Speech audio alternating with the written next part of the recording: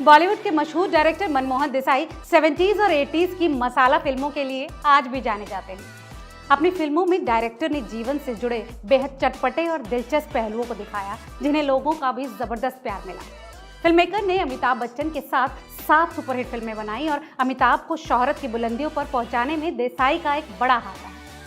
मनमोहन देसाई ने बॉलीवुड के अपने करियर में कुल 23 फिल्में बनाई, जिनमें से 15 ब्लॉकबस्टर रही।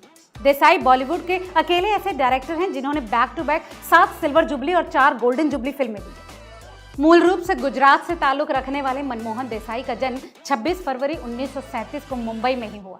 पिता कीकूभाई फिल्म प्रोड्यूसर थे और उस जमाने में जाने माने फिल्म स्टूडियो पैरामाउंट के मालिक थे, जिन्होंने ज्यादातर एक्शन फिल्में ही बनाई। अभी मनमोहन देसाई ने होश भी नहीं संभाला था कि उनके पिता का निधन हो गया। पूरा परिवार सड़क पर आ गया और यहाँ तक कि जमीन जायदाद सब कुछ बिक गया। पिता के एक ऑफिस में पूरे परिवार ने जैसे तैसे दिन काटे। इस समय तक मनमोहन देसाई के बड़े भाई सुभाष देसाई भी प्रोड्यूसर बन चुके थे। उन्होंने मनमोहन का नाम कई जगहों पर असिस्टेंट डायरेक्टर के तौर पर रिकमेंड किया। मनमोहन देसाई ने कई साल असिस्टेंट डायरेक्टर के रूप में काम किया और फिर महज 20 साल की उम्र में राज कपूर और नूतन को लेकर फिल्म छलिया बनाई। फिल्म सुपरहिट साबित हुई और इसके बाद मनमोहन देसाई ने पीछे मुड़कर कभी नहीं देखा। उन्होंने ब्लफ मास्टर, सच्चा झूठा, रोटी, रामपुर का लक्ष्मण और भाई हो तो ऐसा जैसी कई सुपरहिट फिल्में बनाई। इसके बाद साल 1977 में देसाई ने फिल्म अमर अकबर एंथनी बनाई, जिसने उनके करियर को बुलंदियों के शिखर पर पहुंचा दिया।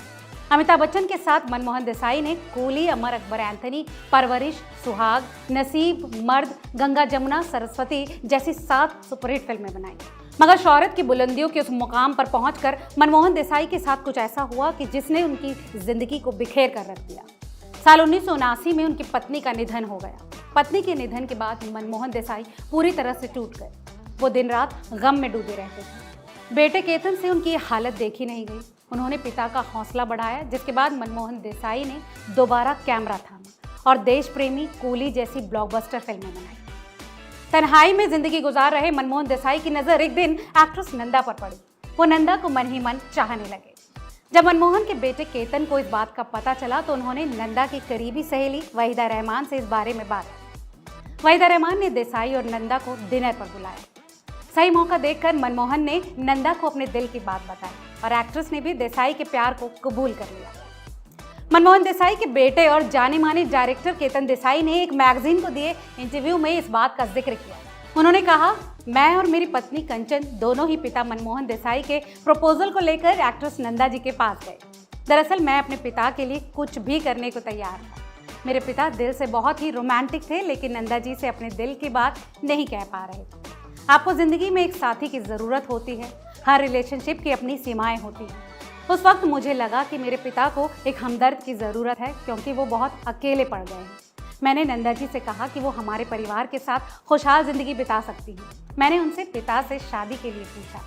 नंदा जी बहुत ही ग्रेसफुल और हंसमुख मिजाज के इंसान थे। उनकी हाँ के बाद दोनों की सगाई हुई, जिसमें दोनों पक्ष के लोग शामिल हुए। इसी इंटरव्यू में केतन ने यह भी बताया कि सगाई के बाद मंजी करीब 2 साल जिंदा रहे। तो देखा आपने कैसे मशहूर डायरेक्टर केतन देसाई अपने पिता के लिए एक्ट्रेस नंदा से उनका हाथ मांगने गए। रिपोर्टर जी के सिनेमा स्पेशल में आज केवल इतना ही। आपको ये वीडियो कैसा लगा हमें कमेंट करके ज़रूर बताएं और ऐसी तमाम और दिलचस्प खबरों के लिए देखते रहिए रिपोर्टर जी।